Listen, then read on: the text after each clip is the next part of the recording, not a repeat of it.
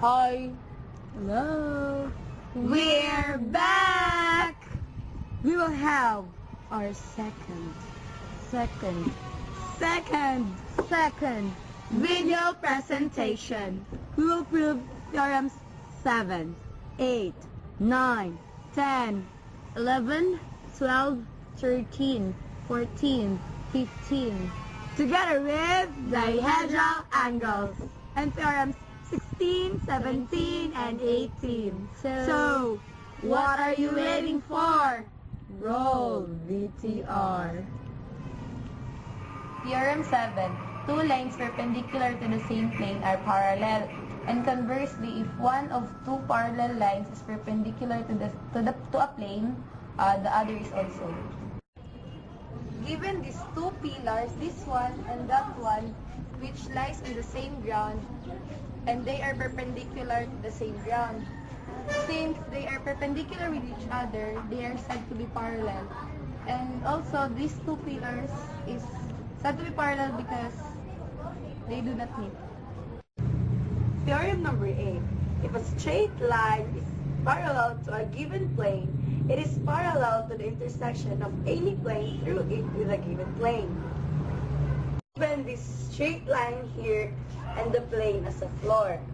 This straight line lies in this plane. These two planes meet at this line here. So the line here is the intersection.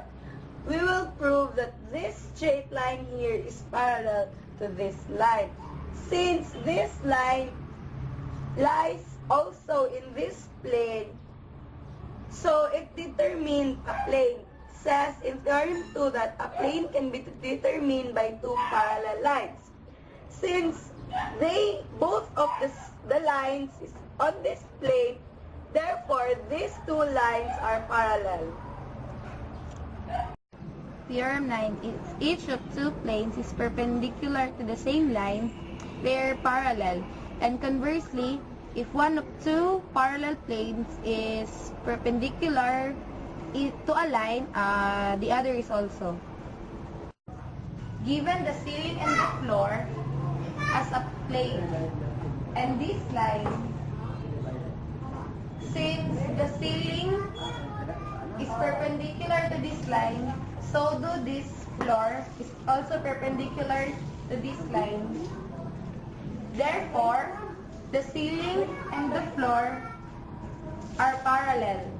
And according to the definition of parallel planes, planes which do not meet are said to be parallel because the ceiling and the floor do not meet, so they are parallel. Theorem 10.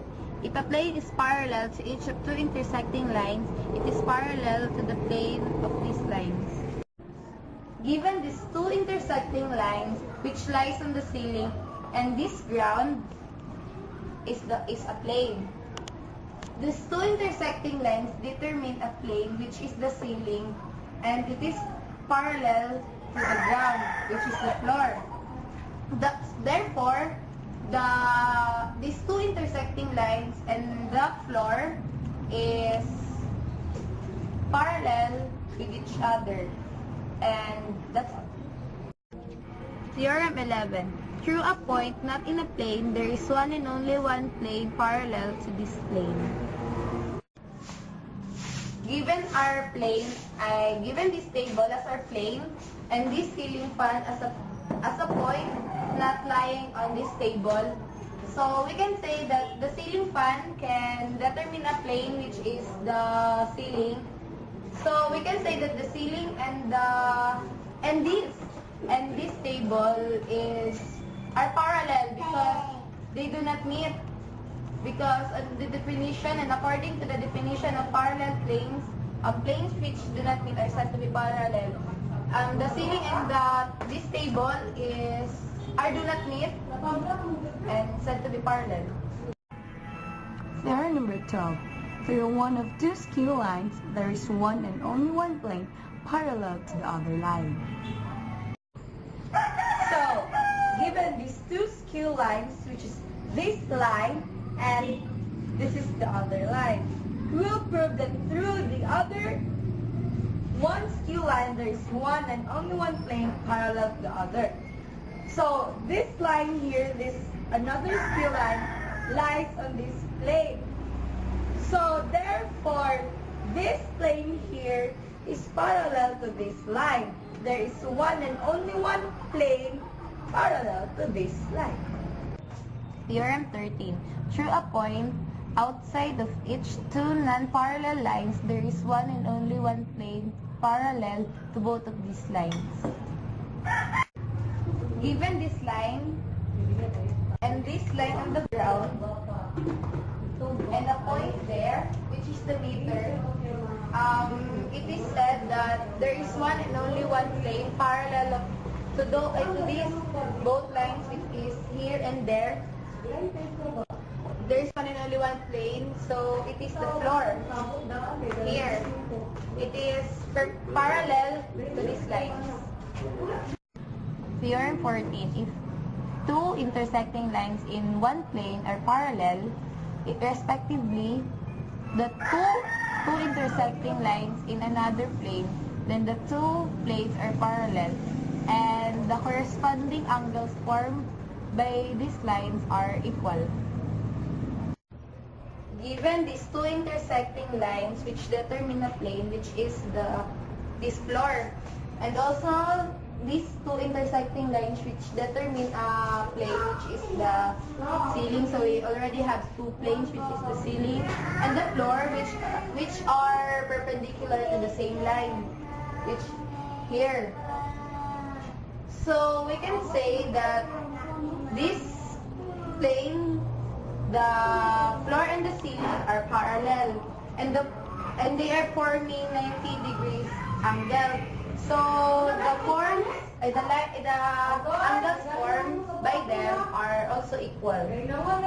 Theorem number 15. If two straight lines are cut by three parallel planes, the intercepted segments on one line are proportional to the corresponding segments on the other.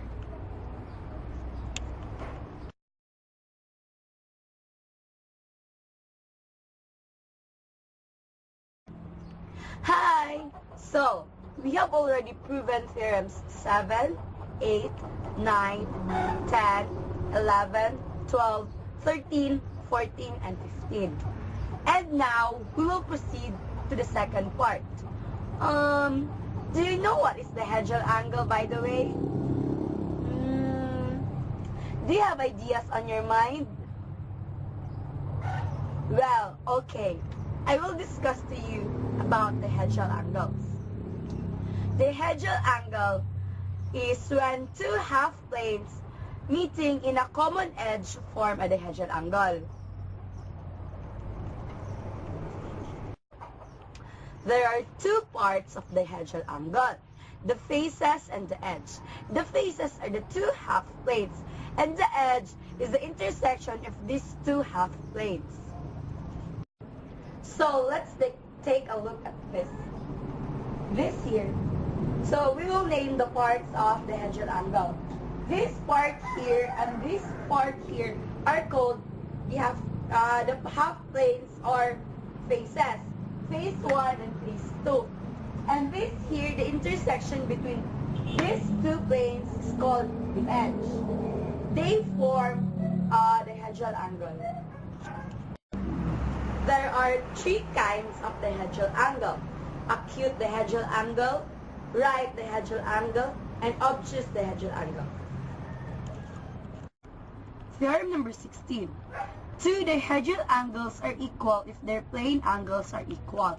And conversely, if two dihedral angles are equal, their plane angles are equal. So, we will see if theorem number 16 is true. So, we have the Hegel angle here, this one, and the Hegel angle here, this one.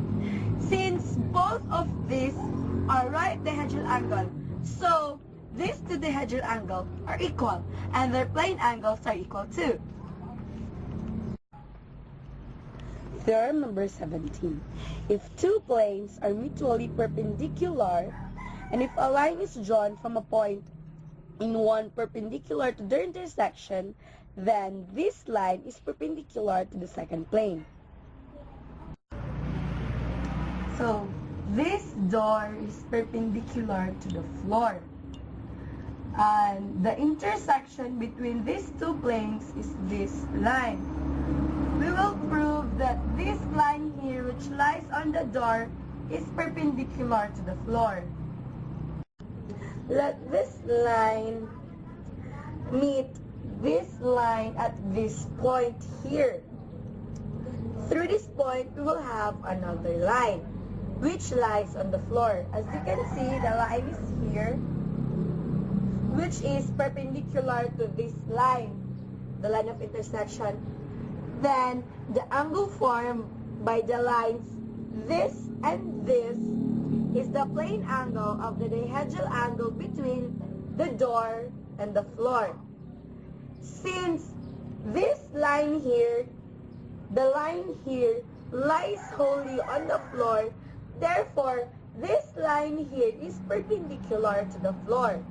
That's what theorem number 17 states.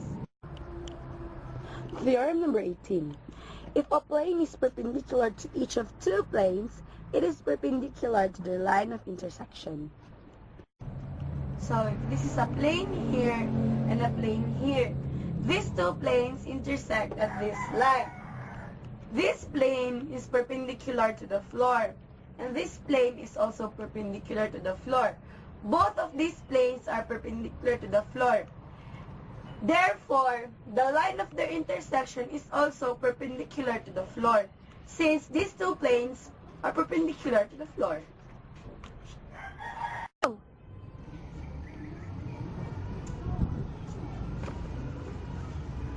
Oh. Sorry, but we have to end up this relationship. No! The video presentation. Thank you so much for Watching.